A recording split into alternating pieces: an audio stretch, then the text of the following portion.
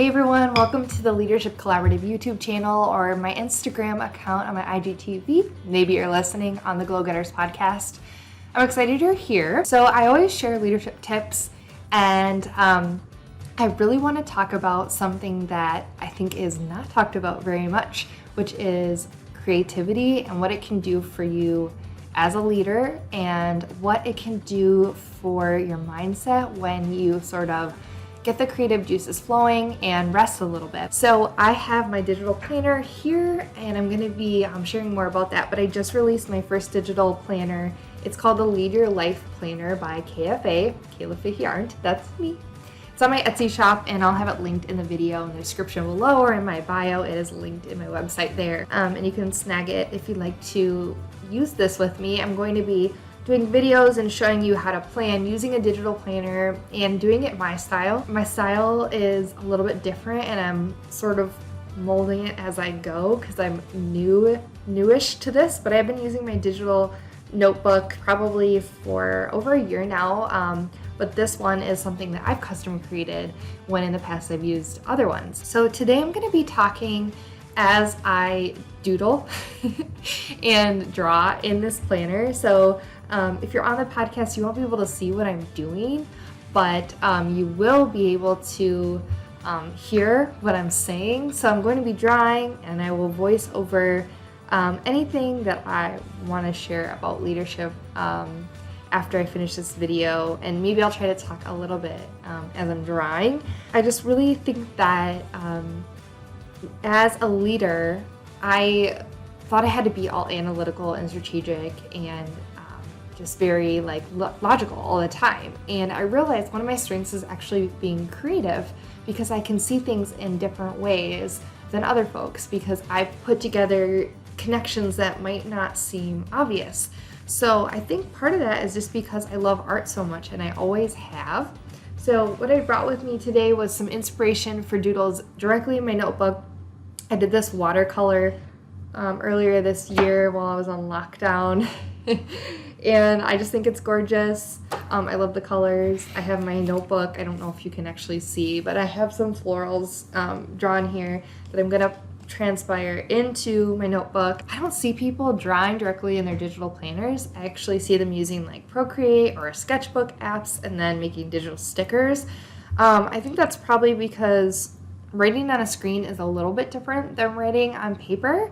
I don't have like a paper-like screen protector, so I'm writing directly on the screen, but I find it totally fine. So I'm just gonna go for it. I'm gonna give you a little tour of my notebook, and I'm going to draw some florals. I also brought some plants with me just in case I want to, in case I'm feeling inspired. I've had this guy since like 2017, I think. And this guy I got from my friend Abby for Christmas this year. Very, very cute. Also have the mood set with an orange dreamsicle candle from Target, and I have coffee. So I hope that you guys will watch this video, see me plan a little bit. I'm going to show you my spreads.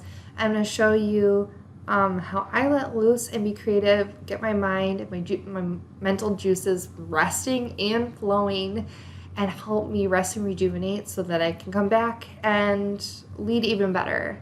So here we go. All right, so now I'm just gonna show you my Lead Your Life planner. I wanted it to feel like you were sitting at your writing desk with coffee, your blue light glasses, whatever glasses you have, your computer's there, and I made the cover myself. For January, I went real fun. I'm like, oh my gosh, I'm still kind of blown away with the fun spread. I also made a spread that was called Slow is Bold, and I did a podcast and video on that last week, so definitely go check that out if you're not sure what I'm talking about. So this app is the GoodNotes app. It has actually three different types of pens you can use: fountain, ball, and brush pen. They give you different shapes and textures. I like the ball pen because it just gives you the same line size no matter what pressure you're using. So I'm actually just gonna draw a flower here from a drawing I made on paper. Keep it really simple. And so I just wanted to share with you guys a little bit about creativity and leadership, how they're linked together, and also the idea of holding two conflicting truths, the both and. I heard Brené Brown on a podcast with President Obama talking about this after he wrote about it in his new book. But I've also been thinking about this myself. I can't remember if I did a podcast episode or just a Instagram stories on this, but I made a spread on some Black Dot pages, just sort of listing out, I was going to list out my accomplishments, but then I decided to list out the different feelings I had this year. And what I realized is I felt feelings that were complete opposites.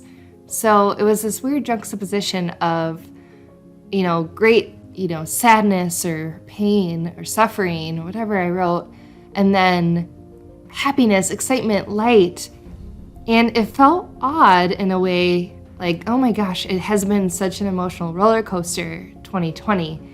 And at the same time, it's totally normal to feel different emotions throughout the year, throughout your day, throughout the hour. It's going to happen. I think what makes great leaders, though, is the ability to hold two conflicting truths or make space for ambiguity. So I know with 2020, it's really challenged us because there's been a lot that we don't know about what's next. We're worried about our jobs, our families, our health. What's the world going to look like after? And also, what does after COVID look like? Will things go back to quote unquote normal? What is normal? All these questions.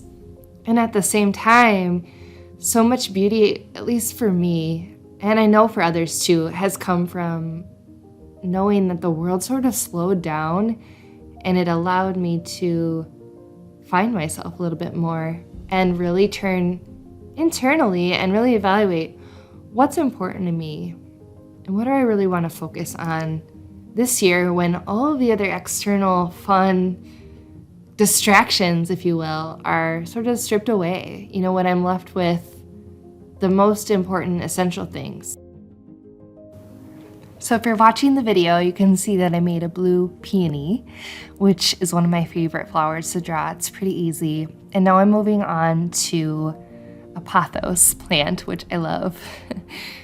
So as leaders, I think that the ability to hold two truths at the same time, even when conflicting, is a really important skill to have.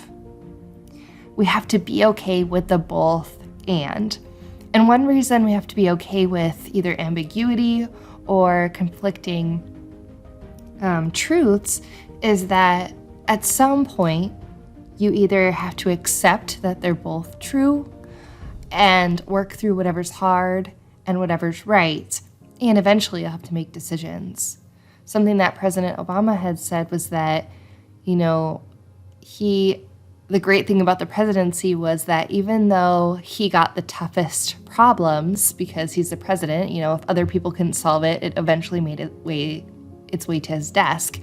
That, as leaders, it's really easy to get into analysis paralysis when we have really hard decisions to make because we have to hold two conflicting truths.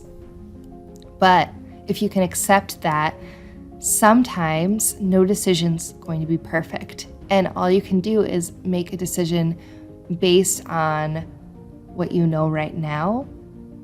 Sometimes it's gut, sometimes it's academic theory, it's data crunching, and also it's talking to your people, seeing what's really going on around at your work with your people who are, in the front line. President Obama talked about how prior to being in politics and community organizing, he was such an academic and he believed his theories to be true. But then when he went out into the real world, quote unquote, and started talking to people, he realized, like his mom said to him, people are complex. Life is complex. And so, sure, these theories might be true on paper. And in real life, these are also the truths. What do you do? And I think that's where, sometimes we get upset because policies aren't perfect and we start to have that all or nothing mindset where we're wondering, if it's not going to fix the root of the problem, is it good enough? Should we even do anything if it's not going to be 100% right? I saw someone talking about that on Instagram the other day, and it made me think, yeah, I still think we should take baby steps towards solutions that are going to help us get to the long-term solution, even if it has to be done in baby steps, even if that means that we have to make hard decisions, and that we know that right now isn't going to be perfect and not everyone's going to be happy. And we know that we're still doing the right thing by, following our values or, making the best, most educated decision that we can with the resources and the tools and the knowledge that we have today. So I just want to close this by saying that try to be okay with holding two conflicting truths. Think about ambiguity, and when you're faced with a really tough problem that you're not sure how to solve, maybe use your creativity to sort of let your mind wander. Let your mind be free. I come up with so many solutions in the shower, or when I'm going for a walk, or when I'm drawing. And so doodling is just one way to do that. I know that these decisions are never easy, and that holding two conflicting truths can feel really uncomfortable. And it's part of our job as leaders to be able to know that life is complex and there's never a super easy solution, because if there was, by the time it made to your desk, it would have already been solved. Give yourself some grace and know that you're doing the right thing. I believe in you guys. Thank you so much for watching.